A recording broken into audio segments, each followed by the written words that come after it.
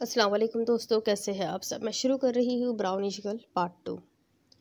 ए आईना, बता क्या मैं बदसूरत हूँ। वो आईने के सामने खड़ी पूछ रही थी, जिस पर आईने ने उसका अक्स उसके सामने कर दिया।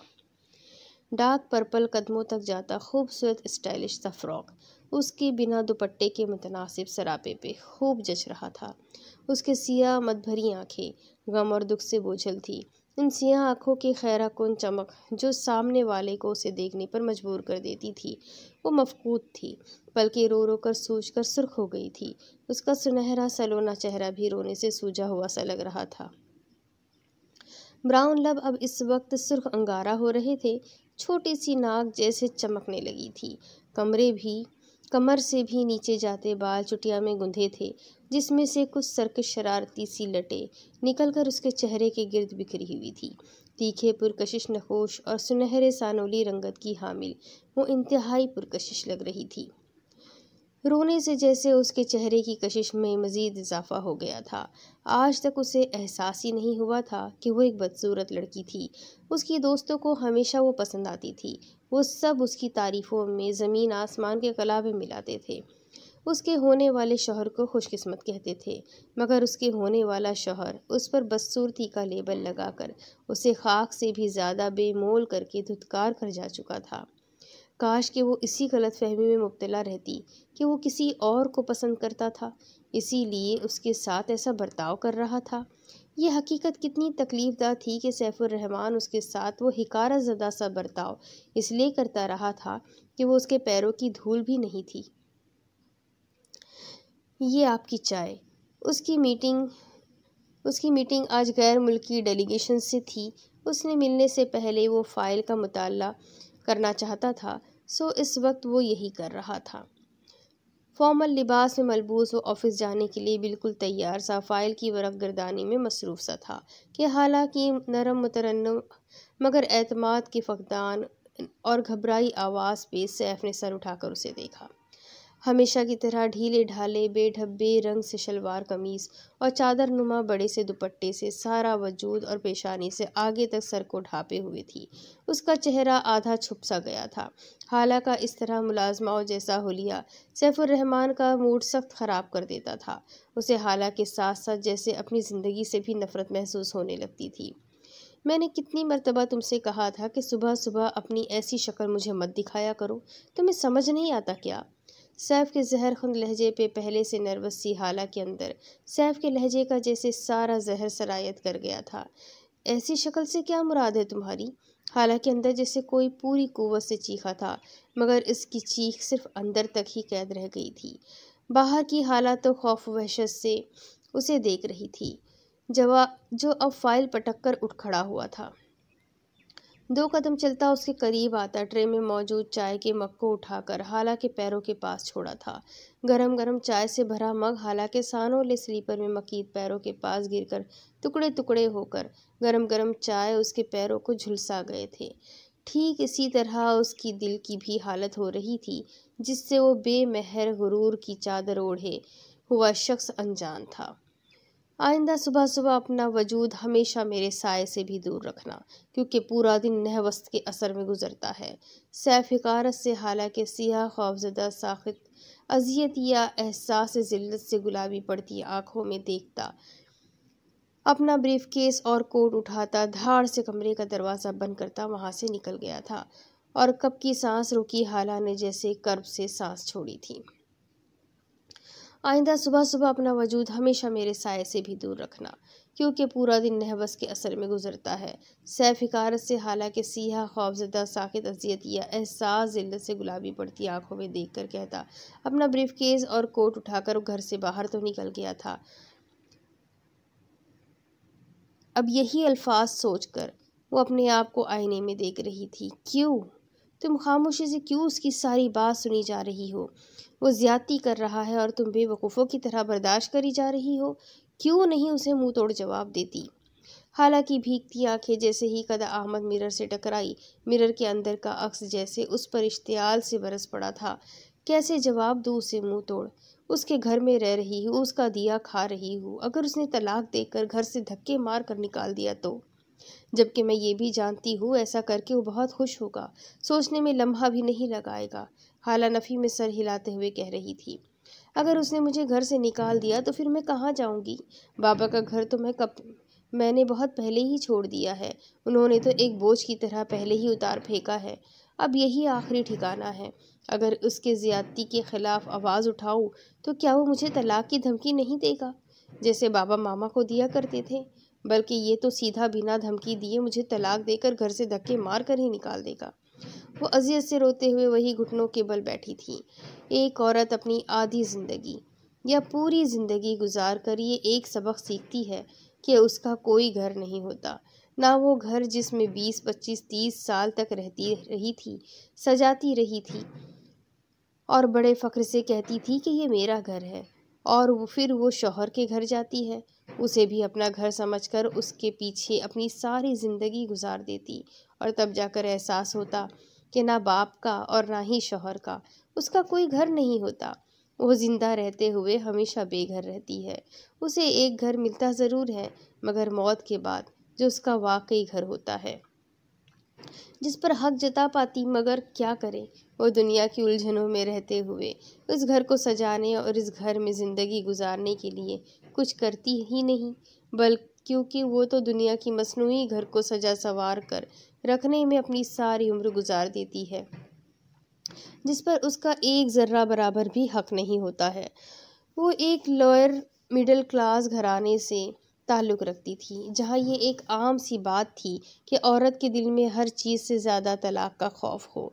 जिस तरह वालिदैन अपने छोटे बच्चों को बचपन में किसी चीज़ से डरा डरा कर उस चीज़ से रोकते थे, इसी तरह एक शौहर के लिए तलाक किसी जादुई मंत्र या हथियार की मानिंद था, जहाँ वो छोटी छोटी बात पे उस छड़ी से डरा धमका कर अपनी बीवी को अपने काबू में रखता था। और औरत के लिए तलाक किसी सर पे लटकी तलवार से कम नहीं होता, जिसके खौफ के सबब वो मर्द के हर जुल्म ज़्यादती को बर्दाश्त कर जाती थी।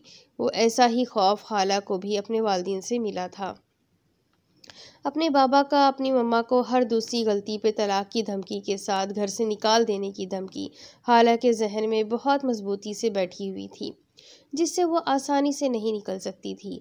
मगर एक बात और भी थी कि हाला अपनी माँ सफ़ीना की तरह कभी भी ज़्यादा वक्त तक अपनी बेइज्जती बर्दाश्त भी नहीं कर सकती थी, क्योंकि वो आज की जनरेशन थी, सफ़ीना के वक्त की जनरेशन नहीं, जो पैदा होते से ही जानते थे कि उन्हें शादी के बाद सारी ज़िंदगी शौहर की हर तरह की ज़्यादतियों को सब्र तहम्मुल से बर्दाश्त करते हुए मौत की गोद में सो जाना है।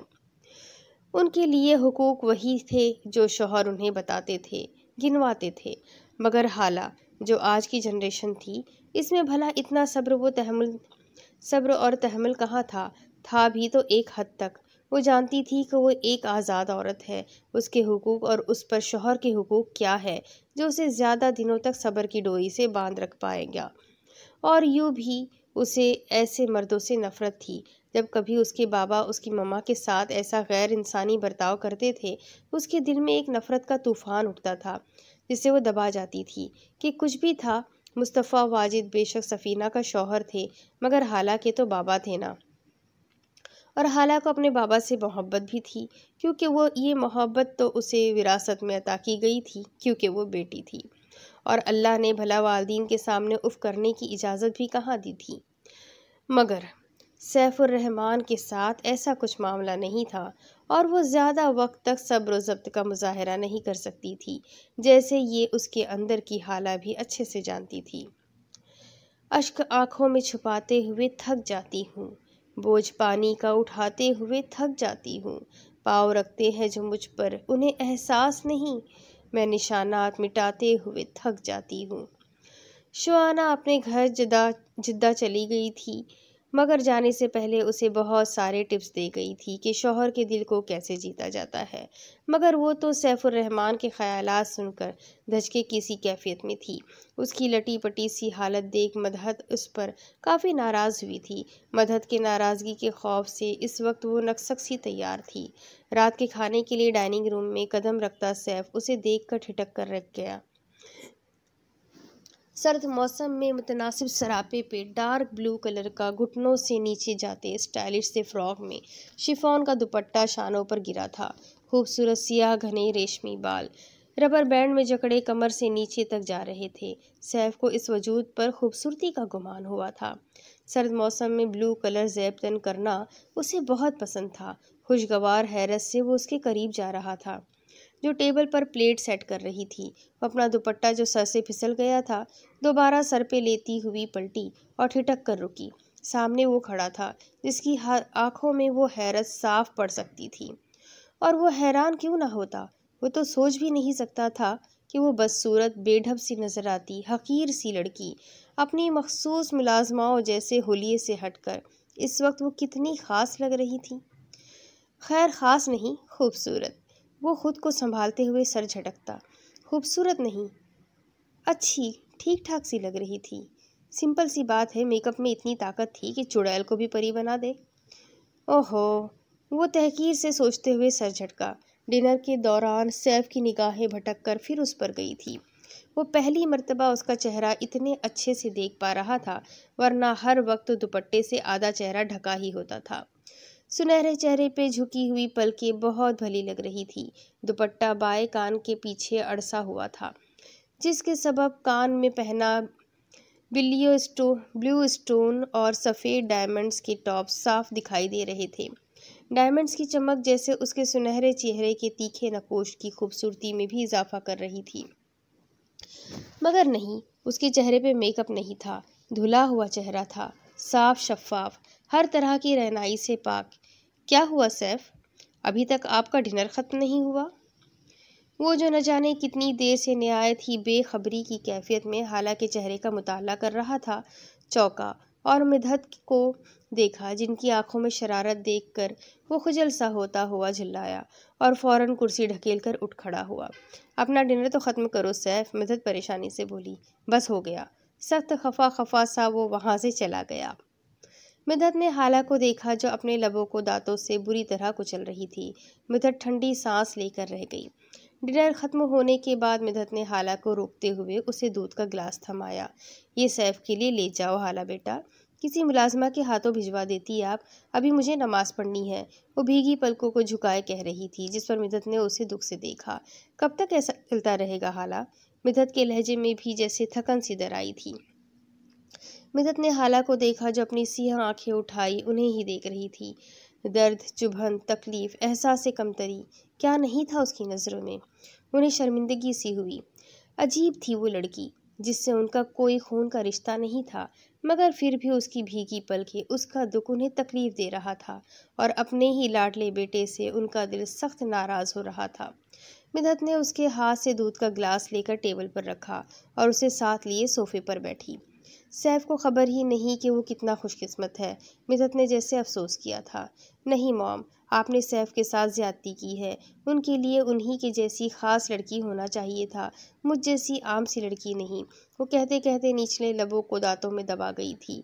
ना चाहते हुए भी आंसू बहुत आहिस्तगी से निकलकर उसके रुखसार पे बह आए थे। बाहर जाने के लिए वहां से गुजरता सैफ इन सास बहू की मोहब्बत देखकर रुक गया था। मॉम जितनी उसकी बेस्ट फ्रेंड थी, उनके अलावा उसका उतना बेटा भी बेस्ट फ्रेंड कोई और नहीं था। कितना फ्रेंडली रवैया होता था उसके और मॉम के दरमियान, मगर अब तो ऐसे लगता था जैसे मॉम उसकी माँ नहीं बल्कि उस लड़की की माँ थी और ख़ुद उसकी सास। इस पर सैफ को मिधत से हमदर्दी बटोरती लड़की बड़ी मक्कार लगी। वो निहायत नफ़रत भरी निगाहों से उसे देखते हुए आगे बढ़ गया। इतनी रात में कहाँ चले? मिधत ने दीवार की घड़ी देखते पूछा, जिसमें रात के 12 बजने वाले थे। अदी की तरफ। सैफ मदद को खुफगी से देखता नाराज़गी से कहता आगे बढ़ गया। सैफ, उनके चेहरे पर परेशानी थी। क्या हुआ, खैरियत? लॉन के चेयर पे बैठे अदी ने हैरानगी भरी परेशानी से गुस्से से भरे आते सैफ को चेयर घसीट कर बैठते देखकर पूछा। उस लड़की ने मेरी ज़िंदगी हराम कर दी है, सैफ ने जैसे अंगारे चबाते हुए कहा था। क्या है यार, मेरा वो दोस्त कहाँ गया जो खासा खामोश मिजाज और शौक हुआ करता था? अदी उसका मूड ठीक करने के लिए छेड़ रहा था। मर गया वो। क्यों ऑल फॉल बक रहे हो? अपनी ज़िंदगी ना सिर्फ तुम खुद के लिए बल्कि उस मासूम लड़की के लिए भी मुश्किल बना रहे हो। अदी ने जैसे अब की मर्तबा उसे झिड़का था। मासूम? ओहो, एक नंबर की मक्कार है वो। मेरी मॉम को आपी को हत्या लिया। मेरी मॉम और आपी को हत्या लिया। न जाने क्या जादू किया है उन पर कि यहाँ तक हसनैन भी उसके गुण गाने लगा है। मुझे कॉल करके कहने लगा, मामू मामी को फ़ोन दो, ये सब एक नंबर की दगाबाज है, तुझ समेत। सैफ ने जैसे जलकर कहते हुए अदी पर भी इल्ज़ाम धरा था, जिस अदी का ज़ोरदार कहकहा माहौल में गूंजा था। सीरियसली सैफ, आज मैं पहली मर्तबा तुम्हें इस तरह किसी से जलता हुआ देख रहा हूँ, और इस वक्त तुम किसी छोटे बच्चे की मानंद दिख रहे हो। अदी ने सैफ को अपनी जानिब खा जाने वाली निगाहों से घूरते देखी। हंसी रोकते हुए मुस्कुराहट दबाए कहा था, तुम मेरे दोस्त हो या दुश्मन? सैफ गुस्से से घुर्राता हुआ जाने के लिए उठा था। यार, मैं तेरा जिगरी दोस्त हूँ, इसीलिए मैं कह रहा हूँ, भाभी के साथ बुरा बर्ताव मत करो। अपने दिमाग का सारा खुन्नस निकाल कर उन्हें कबूल करो। ज़रा सोचो, तुम अब तक इस इंतज़ार में थे कि तुम्हें किसी से मोहब्बत हो, मगर किसी से नहीं हुई, और भाभी तुम्हारी ज़िंदगी में दाखिल हुई, और इससे बड़ा सबूत क्या होगा कि तुम्हारी मोहब्बत कोई और नहीं, भाभी होगी। अदी गुस्से से जाते हुए सैफ का हाथ पकड़े जैसे समझाने की नाकाम कोशिश करने लगा था। मगर कुछ लोग होते हैं ना, जो हमेशा ठोकर खाने के बाद ही सीखते हैं मोहब्बत, और उससे जिसकी अंदर कोई एक खासियत भी नहीं जो ना खूबसूरत है। सैफ की ज़बान जैसे इस मर्तबा कहते हुए लड़खड़ाई थी, क्योंकि अभी अभी तो वो उसे बेखुदी से निहार कर आया था। और ना ही एतमाद जो मेरे साथ सर उठाकर चल सके, और ना ही उसमें कोई टैलेंट है जिससे मैं मुतासिर हूँ। यकीनन एजुकेटेड भी नहीं, मुश्किल से ही इंटर किया होगा उसने। मेरे भाई सैफ, मोहब्बत होने के लिए इन सब में से किसी की ज़रूरत नहीं होती, वो बस हो जाती है। अभी भाभी तुम्हें जहर लग रही है, इस वक्त भाभी से ज़्यादा शहद दुनिया में तुम्हें कोई नहीं लगेगा। वो तुम्हें बदसूरत लग रही है, मगर एक वक्त आएगा उनसे ज़्यादा खूबसूरत तुम्हें कोई नहीं लगेगा। वो तुम्हें अपडेटेड नहीं लगती, मगर एक वक्त आएगा मेरे भाई के भाभी का मुलाजमा और जैसा हुलिया तुम्हें दुनिया का सबसे बड़ा फैशन लगेगा। बस मैं चाहता हूँ कि तुम उस वक्त के आने से पहले भाभी को अपने जज्बातियत के हाथों खो ना दो, क्योंकि अगर एक मर्तबा मोहब्बत को खो दो तो वो इस तरह गुम होती है कि अपने नक्श पा भी नहीं छोड़ती। और कमाल है अदी, तुम तो इस तरह बात कर रहे हो जैसे मोहब्बत की यूनिवर्सिटी में पीएचडी कर रखी है, और ये सारी बातें किताबी है, मैं भी पढ़ चुका हूँ। अदी की इतनी लंबी चौड़ी लेक्चर पे सैफ हैरान होता, आखिरी में नागवारी और बेजारी से कहता जाने के लिए पलट गया था। तो मेरे भाई, मोहब्बत भी तो किताबी बातों में शामिल है, और सारी किताबी बातें पहले हकीकत ही तो हुआ करती है। और रही बात पीएचडी की, तो हाँ, शायद मोहब्बत में पीएचडी हासिल कर ली है मैंने। अति धीमे लहजे में बड़बड़ाता पहला जुमला अपने घर की जानिब जाते सैफ को देखकर और दूसरा जुमला अपने पड़ोस के घर को देखते हुए मुकम्मल किया था, जो नौशा और मनाम का था। कैसे स्टूपिड बात कर रहा था आदि। वो बहुत थक गया था, इसलिए रात 12:30 बजे गर्म पानी से शावर लेने के बाद जिस्मानी थकन तो दूर हो गई थी, मगर जहनी थकन इसी तरह मौजूद थी। अपनी आंखों को बंद करके अपनी ज़ात को भी गाफिल किए पड़ा था, और अदी की नागवार बातें जहन से झटकने की कोशिश कर रहा था। तभी उसे कदमों की आहट सुनाई दी। उसके कमरे में उसके अलावा कौन हो सकता था, जिससे उसका दिलो दिमाग पूरी तरह मुतनफ़िर था। उसने मज़ीद सख्ती से अपनी आंखों को बंद किया। सैफ, गैर मामूली तौर पर बहुत खूबसूरत, नरम, धीमी, मुतरन्निम सी आवाज़ थी उसकी। सैफ ने पहली मर्तबा उसे नोटिस किया। उसे पहली मर्तबा एहसास हुआ कि आवाज़ सीधा दिल पर दस्तक देती है जैसा महसूस हो रहा था। अजीब से एहसास के तहत उसने आंख फ़ौरन खोले, उसे देखा, और सैफ का वो एहसास हाला को देखते ही गायब हुआ था, जो अपने साबिक मुलाजमाओं के हुलिये में थी। सैफ का हलक तक जैसे उसे देखकर कड़वा हो गया था। क्यों आई हो अपना मनहूस वजूद लेकर मेरे सामने? अगले ही पल वो उसके करीब जाते हुए गुर्राया था, जिस पर हाला ने बेहद खामोशी से दूध के गिलास का ट्रे आगे कर दिया, जिसे देख वो मजीद तैश में आता हुआ दूध के गिलास को दीवार पे दे मारा था, इस पर हाला सहम कर 2 कदम पीछे हटी थी। फर्श पर कांच टूटकर बिखर गए थे। दफा हो जाओ अपना ये बदसूरत वजूद लेकर। वो निहायत हकारत से उसे देखता कह रहा था। बदसूरत वजूद। हाला के जहन में जैसे धमाका हुआ था। उसका सारा जब्त उसे टूटता हुआ महसूस हुआ। सैफ की तहकीर अंदाज ने उसके सोए हुए अना को झंझोड़ कर जगाया था, जिसे वो थपक थपक कर सुलाती आ रही थी। वो सब कुछ बर्दाश्त कर सकती थी, उसका हर जुल्म सितम, मगर अपनी ज़ात की तहकीर वो किसी भी कीमत पर बर्दाश्त नहीं कर सकती थी। अगर वो बदसूरत थी तो वो कौन था उसे बदसूरत कहने वाला? हाला का जहन जैसे बुरी तरह चटका। उसे ऐसे शौहर से नफरत थी जो बीवी की इज्जत करना नहीं जानते थे। शायद वो समझते थे औरत उनके पैर की जूती है। हाला ने भी चटकते जहन के साथ हाथ में मौजूद ट्रे को फर्श पर बुरी तरह पटका। वो सियाह आंखें जो हमेशा उदास और खामोश नजर आती थी, उसमें नफरत का समंदर ठाठे मार रहा था। मुझ में और आप में कोई फ़र्क नहीं है मिस्टर सैफुर रहमान। बदसूरत अगर मैं हूँ तो खूबसूरत आप भी नहीं है। बस फ़र्क इतना है कि मेरा ज़ाहिर बदसूरत है और आपका बातिन। वो सर्द लहजे में कहती वहाँ से जा चुकी थी, मगर सैफ कई लम्हे हैरत से दंग खड़ा रहा। बेहद नर्म और नाजुक नज़र आती उस लड़की के खिलाफ उसने गुमान भी नहीं किया था कि उसके पास ज़बान ही नहीं है, मगर अभी अभी वो उस पर लफ्ज़ों का कोड़ा मार गई थी। सैफ ने बहुत सख्ती से अपनी मुट्ठियाँ भींची। बदसूरत वजूद। उसकी ज़ात में जैसे जहर भर गया था। वो समझता क्या था खुद को कि वो बहुत खूबसूरत वजी था और बाकी सारी दुनिया उसके पैर की धूल थी। वो आईने के सामने आ खड़ी हुई, आंसू रफ्तार से उसके रुखसार पर फिसल रहे थे। खूबसूरती, हाँ, उसने अपने हथेली से आंसू बेदर्दी से रगड़ते हुए साफ किए। मैं तुम्हें बताऊंगी मिस्टर सैफुर रहमान की खूबसूरती क्या होती है। अब तुम जानोगे कि आसमान का चांद कौन है और ज़मीन का धूल कौन। वो आईने में अपना सर्द तासुरात वाले चेहरे का अक्स देखते हुए कह रही थी। सैफ की हिकारत के सबब हाला के अंदर एहसास तजलील का एक जलता हुआ आग भड़क उठा था। सैफुर रहमान को खबर भी नहीं हुई कि उसने इस हाला को अपनी संगदिली और घमंड की वजह से गवा दिया था, जो सिर्फ प्यार करना जानती थी, जो सिर्फ कुर्बान होना जानती थी, और इस हाला को झिंझोड़ कर जगा दिया था जो बेहद अनापरस्त थी, जिसे वो खुद भी नहीं जानती थी और ना ही वो समझती थी। अगले दिन सुबह, नाश्ता मिलेगा हसीना अम्मा? वो आस्तीन के कफ मोड़ता किचन में दाखिल हुआ था, मगर वहाँ हसीना अम्मा के अलावा कोई और ही नजर आया।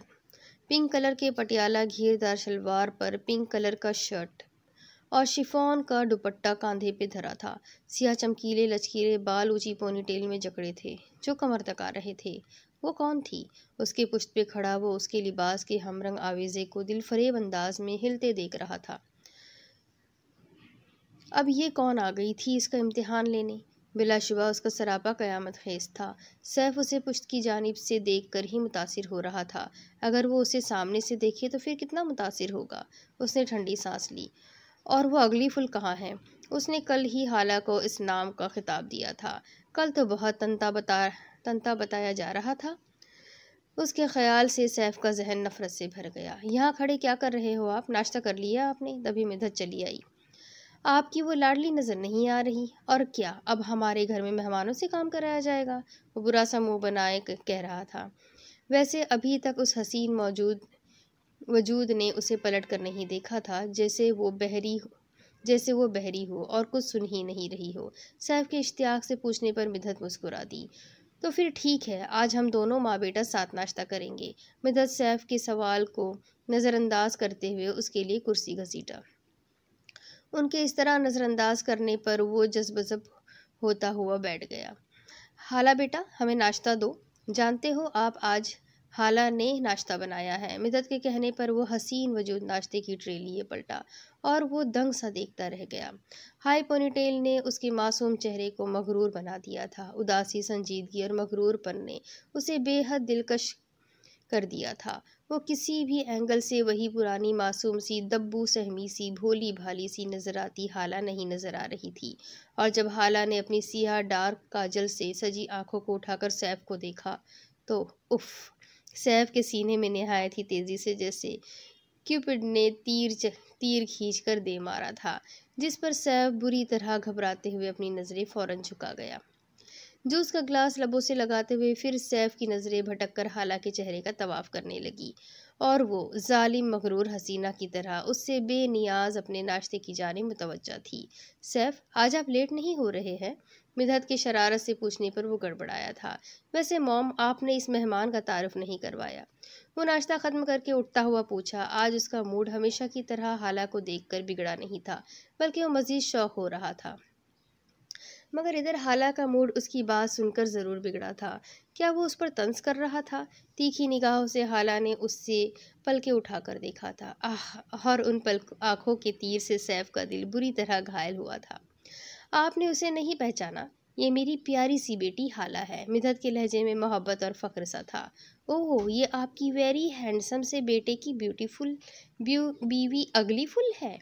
सैफ ने अपने चेहरे पे मसनूई तासुरात सजाए कहा था। सच में मॉम, मैं तो बिल्कुल पहचान ही नहीं पाया। आपने तो कमाल कर दिया, पत्थर को तराश कर हीरा बना दिया। You are a great mom. फिर तो आप हीरे को तराश कर कोहिनूर बना सकती है। वो अपने लहजे में हल्की सी शरारत लिए कह रहा था। मैं सोच रहा हूँ क्यों ना रोज़ी सैफ की फॉरेनर दोस्त को बुला लूँ। तो वो ऑलरेडी हीरा है, आप उसे मज़ीद तराश कर कोहिनूर बना दीजिएगा। वो इन दोनों को खूब तपाता हुआ बाहर से आती मनाम की पुकार पर लब्बैक कहता चला गया था। और इधर मिदहत की खुशी का कोई ठिकाना नहीं था कि उनके प्यारे चहीते बेटे की खुश मिजाजी वापस लौट आई थी। और हाला का दिल ये सोचकर जैसे मज़ीद दुख से भर गया था कि कैसा शख्स उसका हमसफ़र था, जिसके नज़दीक ज़ाहिरी खूबसूरती ही सब कुछ थी। एक खूबसूरती बातनी भी होती थी, जिसे ना वो जानता था और ना ही उससे उसे कोई सरोकार था। वक्त कहाँ था, हाला नज़र नहीं आ रही वक्त कहाँ थी, हाला नज़र नहीं आ रहे थे हालात नज़र नहीं आ रहे थे। और जब उसने अपनी उदास आंखें उठाई तो उफ! सैफ के सीने में नहायत ही तेज़ी से जैसे क्यूपिड ने तीर खींच मारा था। सैफ अपने दिल के हाथों मजबूर यही सोचता हुआ ऑफिस को चला गया और हाला अपनी सोच में परेशान थी। हाला जी। अपने दुखों को अपने अंदर छुपाती मिदहत की पुकार पर वो उसने ज़बरदस्ती मुस्कुराहट लबों पे तारी करते मिदहत की जानिब मुतवज्जा हुई। बेटा, मुझे सफ़ीना ने बताया था कि तुमने यूनिवर्सिटी में एडमिशन लिया था, मगर फिर बीच में ही पढ़ाई छोड़ दी थी।